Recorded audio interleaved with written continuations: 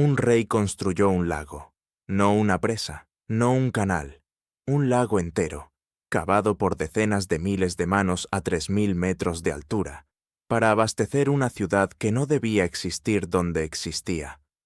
Ese lago todavía está ahí.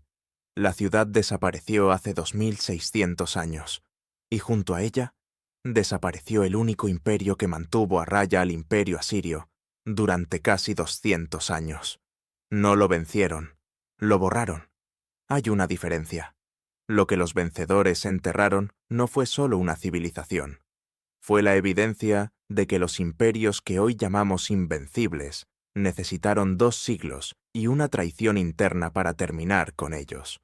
Eso que ocurrió en las montañas de Armenia todavía determina qué historias se enseñan y cuáles se silencian. ¿Por qué nadie te habló de Urartu? El agua llegó primero, antes que los soldados, antes que las órdenes, antes que el miedo. Llegó el agua. Rusa la hizo venir desde las montañas del Ararat, por canales cavados en roca viva durante 12 años, hasta llenar un lago que no existía en ningún mapa, porque ningún mapa del mundo conocido llegaba hasta aquí. El año 720 antes de nuestra era, mientras los reyes de Asiria contaban sus conquistas en plata y en cadáveres, el rey de Urartu contaba el agua, cada metro cúbico, cada cosecha que ese lago iba a alimentar, cada ciudad que ese lago iba a sostener durante el próximo siglo. Rusaprin no era un rey que construía para el presente. Construía para el momento en que él ya no estuviera. Eso debería haberle salvado. No lo salvó. Desde la fortaleza de Tushpa, tallada en la roca basáltica a orillas del lago Van, su imperio se extendía en todas las direcciones que un hombre puede mirar desde 3000 metros de altura. Al norte, las tribus cimerianas cruzaban el Cáucaso como una marea que nadie había contenido del todo. Al este, los reinos aliados enviaban tributo: cobre, bronce, caballos, madera de cedro que no crecía en estas montañas. Al sur, la frontera con Asiria era una cicatriz que llevaba 2 siglos abriéndose y cerrándose. Urartu no era un reino de montaña que sobrevivía a los imperios. Era un imperio que usaba las montañas como arma. Sus fortalezas no se construían sobre colinas, se construían dentro de ellas. Los ingenieros urartios excavaban la roca, la convertían en muro, el muro en ciudad, la ciudad en sistema. Cada fortaleza almacenaba grano para 3 años. Cada ciudadela tenía su propio sistema de agua. Si un ejército enemigo llegaba y cercaba, podía esperar mucho tiempo. Y Urartu, entretanto, movía caballos por rutas cortadas en la piedra de las montañas, invisibles desde abajo. Durante casi 200 años, el imperio asirio, el ejército más profesional que el mundo antiguo había producido, no pudo con esto. No por falta de intentos. Las crónicas asirias registran campaña tras campaña hacia el norte. Algunas victorias, muchas ciudades quemadas, tributos arrancados. Y sin embargo, Urartu seguía. Cada vez que Asiria creía haberlo doblegado, aparecía un nuevo rey urartiano con una nueva alianza, una nueva fortaleza, un nuevo sistema de canales que convertía tierra estéril en granero. El ciclo se repetía con una regularidad que debería haber alarmado a cualquiera que lo observara desde fuera. Rusa primero lo observaba desde dentro, y tomó una decisión. El otoño del año 714 antes de nuestra era, sus exploradores le trajeron información que contradecía todo lo que su ejército esperaba. Sargón II no venía por el sur, no venía por la ruta directa, la que Urartu llevaba décadas fortificando. Venía por el este, estaba flanqueando. Usaba rutas de montaña que, según todos los registros urartios, eran impasables en esa época del año. Rusa tenía sus fuerzas divididas en 3 frentes. Los cimerianos al norte habían intensificado sus ataques. Las tribus del este habían dejado de pagar tributo, señal inequívoca de que alguien les había prometido algo mejor. Y ahora Sargón aparecía por el único flanco que Rusa no podía cubrir sin desguarnecer otro. Cualquier rey habría esperado. Cualquier estratega habría retrocedido hacia Tuspa y dejado que las montañas hicieran su trabajo. Rusa salió a campo abierto. Antes de partir, mandó grabar una estela en la roca sur de la gran presa. No era un decreto de victoria. No era una lista de conquistas. Eran 9 líneas que no tenían sentido, en el contexto de un rey marchando a la guerra más difícil de su reinado.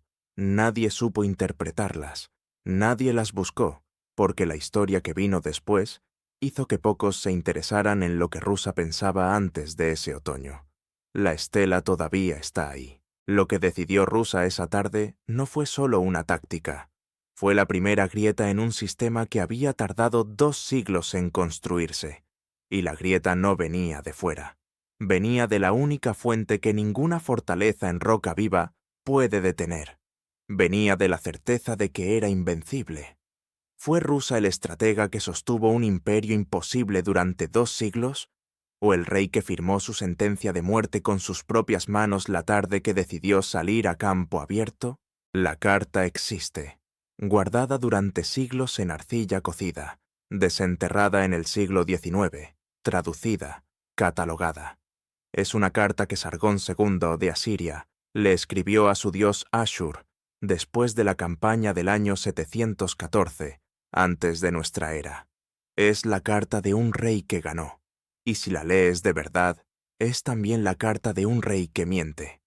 Sargón describe su 8ª campaña como una marcha de gloria absoluta, montañas cruzadas, ciudades tomadas, reyes sometidos, el ejército de Urartu dispersado como polvo, el rey Rusa huyendo a caballo, solo, abandonando a sus hombres en el campo, victoria total, el poder de Asiria reafirmado ante todos los pueblos del norte. Lo que la carta no dice es esto. Sargón jamás tomó Tuspa, la capital de Urartu, la fortaleza en rocas sobre el lago Van, el corazón del imperio, el lugar donde Rusa había centralizado sus reservas de grano, su armería, su administración central. Nunca cayó.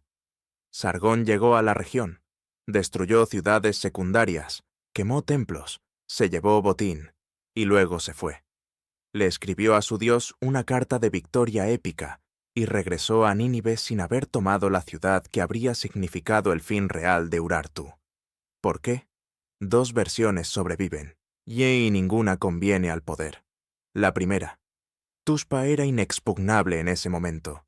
Las montañas, el lago, las reservas intactas, los muros cortados en basalto. Tomar esa ciudad habría costado más de lo que Sargón podía sostener, lejos de su base de operaciones. La victoria real era económicamente imposible, y Sargón lo sabía. Lo que hizo fue el máximo posible, y lo llamó victoria total. La segunda. Sargón no necesitaba tomar Tuspa, necesitaba humillar a Rusa. Necesitaba que el nombre de Rusa quedara asociado a la derrota, a la huida, al abandono de sus propias tropas. El peligro de Urartu no era su capital, era su rey. Y Rusa, después de ese otoño, ya no era el mismo rey. Las fuentes urartias sobre este período son silencio. No hay inscripciones de Rusa celebrando resistencia. No hay decretos de reconstrucción. No hay registros de una contraofensiva. Lo que los documentos no resuelven es si ese silencio fue derrota o estrategia. Un rey que no deja registro no puede ser seguido por sus enemigos, pero tampoco por sus propios generales. Sargón volvió a Nínive. Organizó un desfile de triunfo. Expuso el botín de Urartu ante su corte. Metales, caballos, bronce con inscripciones en una lengua que nadie en Asiria sabía leer. Y en algún momento entre esa victoria y su muerte en batalla 13 años después, dejó de preocuparse por Urartu. Ese fue su error, el más costoso que cometió, porque mientras Asiria celebraba, algo ocurría en las montañas del norte que ningún espía reportó a tiempo. No porque no hubiera espías, sino porque lo que ocurría no tenía aspecto de amenaza, tenía aspecto de reconstrucción ordinaria. Nuevas fortalezas donde había habido ruinas, nuevos canales donde el agua había dejado de correr. un rey en silencio construyendo lo que un ejército victorioso no había podido destruir del todo. Y había algo más que los registros asirios no mencionan. En las décadas siguientes, el sistema administrativo de Urartu se volvió más sofisticado, no menos. Las inscripciones en piedra se multiplicaron. Los templos se restauraron con más detalle. El arte metálico urartio, bronce con relieves de animales y dioses que llegaba hasta Grecia, hasta Etruria, siguió produciéndose. Siguió llegando a sus destinos. Un imperio destruido no hace eso. Un imperio herido. Sí, lo que Sargón creyó, el final de Urartu, era el intervalo entre dos versiones del mismo poder. La segunda sería más duradera que la primera. Lo que nadie en Nínive calculó fue cuánto tiempo podía sobrevivir un sistema construido para funcionar sin su rey, porque Rusa había construido exactamente eso. Un imperio que no dependía de un hombre, dependía del agua, de los canales, de las fortalezas en roca, de los graneros para 3 años, de un lago que todavía no tenía nombre. El hilo que quedó suelto después del año 714, antes de nuestra era, no era la supervivencia de Urartu. Era la pregunta de qué precio había pagado Rusa por sobrevivir. Y esa respuesta no está en las crónicas asirias. Está en las 9 líneas grabadas en la roca sur de una presa que todavía existe. Tú ya sabes lo que viene. Lo sientes. Llevas 2 partes esperando el momento en que Asiria regresa y termina lo que empezó. Eso es lo que te han enseñado que hacen los imperios. Vuelven, rematan, cierran. Pero eso no fue lo que ocurrió. El hilo que dejamos sin cerrar, la carta de Sargón, la victoria que no era victoria, el silencio de Rusa, se cierra aquí, y se cierra de una manera que cambia todo lo que creías estar viendo. 70 años después de la campaña de Sargón, Urartu existía, no como sombra, no como memoria, como potencia activa, con un rey en el trono, fortalezas en construcción y un sistema de canales que seguía expandiéndose hacia tierras que nunca antes habían producido cosecha. El rey se llamaba Rusa Gundo. No era el mismo Rusa, era el nieto de la derrota, y construyó más que cualquier rey urartiano anterior. Rusa-Ginili, la ciudad que Rusa II levantó desde cero, en roca virgen, a orillas del lago Urmia. No era una ciudad de defensa, era una declaración. Sus muros no eran los más gruesos de Urartu, eran los más elaborados, palacios con columnas, almacenes para sostener una población entera durante años, templos con inscripciones que no pedían protección a los dioses, les informaban de lo que el rey había logrado. Aquí es donde el hilo se rompe de una manera que nadie espera. La victoria de Sargón no fue el principio del fin de Urartu. Fue el catalizador de su segunda edad de oro. El golpe que creyó destruir el sistema lo obligó a reorganizarse, y el sistema reorganizado era mejor, más centralizado, más eficiente, menos dependiente de un solo rey que podía ser humillado en campo abierto. Lo que Sargón destruyó fue el imperio personal de Rusa I. Lo que sobrevivió fue algo diferente, un estado. Y ahora viene lo que cambia el significado de todo lo que has visto hasta aquí. Rusa I, antes de salir a campo abierto ese otoño, no estaba preparando su estrategia de batalla. Estaba preparando la estrategia para después de perder. Las 9 líneas en la roca sur de la presa, esas líneas que nadie supo leer porque todos esperaban un decreto de victoria, eran instrucciones, instrucciones para sus administradores, para los gobernadores de las fortalezas, para los ingenieros de los canales. El mensaje era: si yo no regreso, el sistema continúa. Estas son las prioridades. Este es el orden. Rusa sabía que podía perder la batalla. Construyó para que eso no significara perder el imperio. Lo que parecía la historia de un rey, que cometió un error fatal, era en realidad la historia de un rey que calculó con precisión qué podía sacrificar y qué no. Sacrificó su reputación personal, preservó la estructura. Y la estructura, 70 años después, produjo a Rusa II y a Rusaginili, y a una segunda edad de oro, que Asiria observó desde el sur sin poder hacer nada. Pero hay una verdad que ninguno de los dos rusas pudo controlar. El verdadero peligro de Urartu no venía del sur. Nunca había venido del sur. Asiria era el enemigo visible, el enemigo que dejaba cartas y crónicas y listas de botín. El peligro real venía del norte, venía del oeste del Caspio, venía de pueblos que no dejaban cartas porque no necesitaban justificar sus movimientos ante ningún dios. Los escitas. No eran un ejército en el sentido que Urartu conocía. No sitiaban ciudades, no necesitaban tomar fortalezas. Se movían por las montañas en patrones que los sistemas defensivos urartios no habían sido diseñados para detectar, porque esos sistemas habían sido diseñados para detener a Asiria, un ejército que marchaba por rutas conocidas hacia objetivos identificables. Los escitas no marchaban, fluían, y mientras Rusa II construía Rusaginili y grababa en piedra sus logros para que los dioses los registraran, algo comenzaba a moverse en el norte que ninguna inscripción en ninguna fortaleza urartia iba a detener. La trampa del tiempo no es que Urartu cayó cuando Asiria lo golpeó.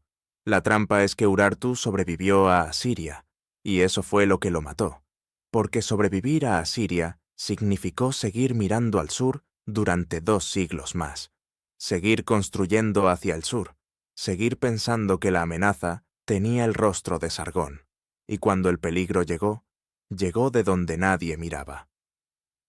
El final de Urartu no fue una batalla, fue una dirección equivocada. Los últimos reyes de Urartu no tienen nombre en ningún registro que haya sobrevivido completo. Los arqueólogos los llaman por fragmentos, una inscripción sin fecha, un sello sin contexto, una moneda sin ciudad. Entre el año 600 antes de nuestra era y el año 580, el registro urartio se vuelve polvo. No metáfora, polvo literal.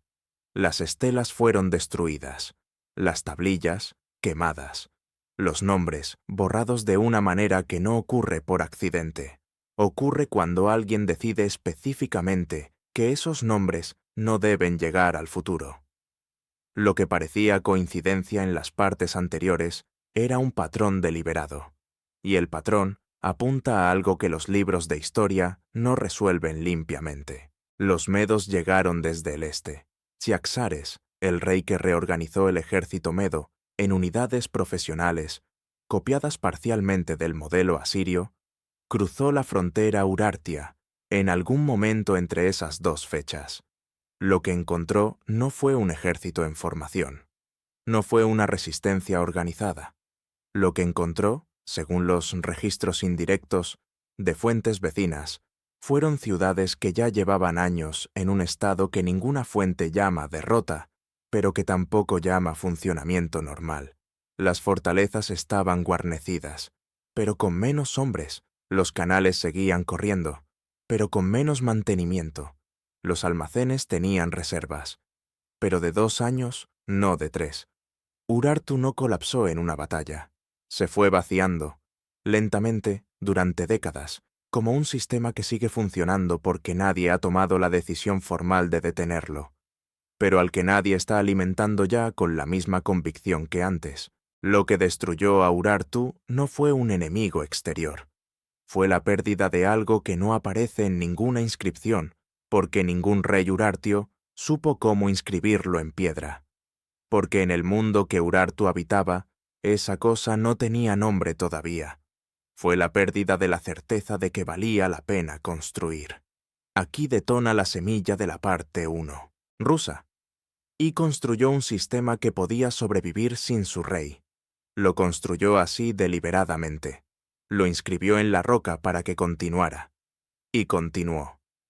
Durante generaciones, continuó. Pero el sistema que Rusa diseñó tenía un supuesto implícito que nadie escribió porque todos lo daban por hecho. Que habría reyes que querrían seguir construyendo. Que habría administradores que entenderían por qué los canales importaban. que habría ingenieros que transmitirían el conocimiento de cómo mantener una presa a 3000 metros de altura durante los inviernos más duros del mundo conocido.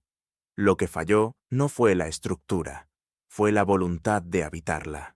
Los escitas habían estado presionando el norte durante décadas, no conquistando, desestabilizando.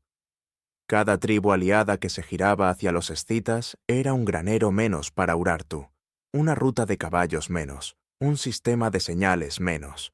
La red que había sostenido el imperio durante 2 siglos se fue deshilachando hilo por hilo, sin un momento único en que alguien pudiera señalar y decir, aquí fue donde todo terminó. Porque no hubo ese momento, nunca lo hay, y entonces llegaron los medos, y las ciudades, ya medio vacías de convicción, se rindieron o ardieron sin el tipo de resistencia que Tushpa había opuesto a Sargón un siglo antes. Lo que parecía fortaleza, el sistema que funcionaba sin su rey, resultó ser también la debilidad definitiva. Un sistema que no necesita a su rey para funcionar, tampoco necesita a su rey para decidir cuándo parar. Cuando la voluntad de los hombres que lo habitaban se agotó, el sistema siguió sus procedimientos hasta que las paredes quedaron vacías y los procedimientos no tuvieron quien los ejecutara. Las últimas inscripciones urartias conocidas no dicen que el fin se acerca. No hay una sola línea en piedra que registre el miedo. Hablan de construcción, de canales nuevos, de templos restaurados, de cosechas esperadas. El último rey de Urartu que dejó registro escribía sobre el futuro como si el futuro fuera seguro. No era ignorancia, era el lenguaje de un sistema que no había sido diseñado para registrar su propio colapso. Porque Rusa I, cuando diseñó ese sistema, no contempló que el colapso pudiera venir de adentro. Lo contempló todo menos eso. Y eso fue suficiente para que todo lo demás dejara de importar. Vuelve al principio. No al principio de esta historia. Al principio de lo que creías saber sobre cómo desaparecen las civilizaciones. La versión que te enseñaron funciona así. Un imperio crece, es vencido y desaparece. Sus ciudades quedan en ruinas. Su lengua muere. Su pueblo se dispersa. La historia avanza. Eso no fue lo que le ocurrió a Urartu. Las 9 líneas grabadas en la roca sur de la presa, las que nadie supo interpretar porque todos buscaban un decreto de victoria, dicen en traducción directa del cuneiforme urartio: el agua permanecerá cuando yo no esté. Las montañas recordarán lo que los hombres olviden. Lo que construí no lo construí para mí. No era poesía. No era humildad de un rey ante sus dioses. Era una instrucción sobre quién era el verdadero destinatario de todo lo que Urartu había construido. No los reyes que vendrían después. No los administradores que mantendrían los canales. No los ingenieros que repararían las presas. El destinatario era el pueblo.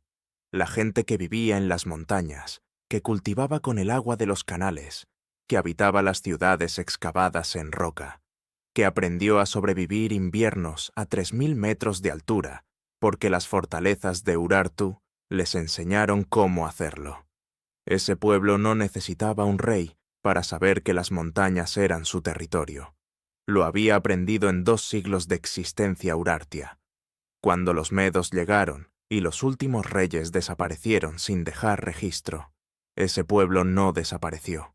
Se quedó en las montañas, cambió su lengua, absorbió el arameo, luego formas del iranio antiguo, luego desarrolló algo propio, cambió sus dioses, los sincretizó, los renombró, los adaptó. Cambió su nombre político. Ya no había un rey que pudiera llamarlos urartios, así que encontraron otra manera de nombrarse a sí mismos. Los historiadores griegos, que llegaron 2 siglos después del colapso, los llamaron armenios. El nombre que ellos mismos usaban era diferente. Hay, el pueblo de Heik, una figura mítica cuyo origen los investigadores rastrean, sin certeza total pero con evidencia creciente, hasta la transición entre Urartu y lo que vino después. El pueblo urartio no murió. Se convirtió en el pueblo armenio. Los sistemas de irrigación siguieron funcionando bajo nuevos administradores con nuevos nombres. Las rutas de montaña que habían sido el sistema nervioso del imperio urartio siguieron siendo las rutas de ese pueblo. La memoria del agua, saber dónde estaba, cómo moverla, cómo almacenarla donde el invierno duraba 6 meses, era conocimiento transmitido en práctica, no en inscripciones. Ese conocimiento sobrevivió porque no dependía de ningún rey para existir. Rusa primero lo había calculado. Exactamente eso. Lo que parecía el error fatal de un rey que confió demasiado en sí mismo, era el movimiento de un arquitecto que entendió que las instituciones duran más que los hombres, las montañas duran más que las instituciones, y el pueblo que aprende a vivir con las montañas dura más que todo lo demás. ¿Quiénes borraron a Urartu de la memoria histórica? No los medos, no los escitas, no los babilonios que destruyeron Nínive y sepultaron el registro asirio junto con el urartio. Lo borraron los propios imperios que vinieron después y que necesitaban que Armenia fuera un origen limpio, un pueblo sin antecesores demasiado complejos, una historia que comenzara en el punto en que a ellos les resultaba útil. Persia necesitaba una Armenia maleable. Roma necesitaba una Armenia fronteriza. Bizancio necesitaba una Armenia cristiana con una historia que comenzara en el momento del bautismo. Nadie necesitaba una Armenia que fuera la continuación directa del único pueblo que había mantenido al ejército más poderoso del mundo antiguo en jaque durante casi 200 años. El lago que Rusa I construyó todavía existe. Los armenios lo llaman lago Keshishgol, hoy, en territorio de lo que es Turquía oriental. La presa que lo contiene fue restaurada en distintos períodos, porque el agua que mueve es demasiado valiosa para abandonar. Las montañas que Rusa grabó en piedra como testigos permanentes de su obra siguen siendo las mismas montañas, y el pueblo que aprendió a vivir en ellas sigue ahí. Rusa I no perdió. Jugó en un tablero diferente al que todos creían ver.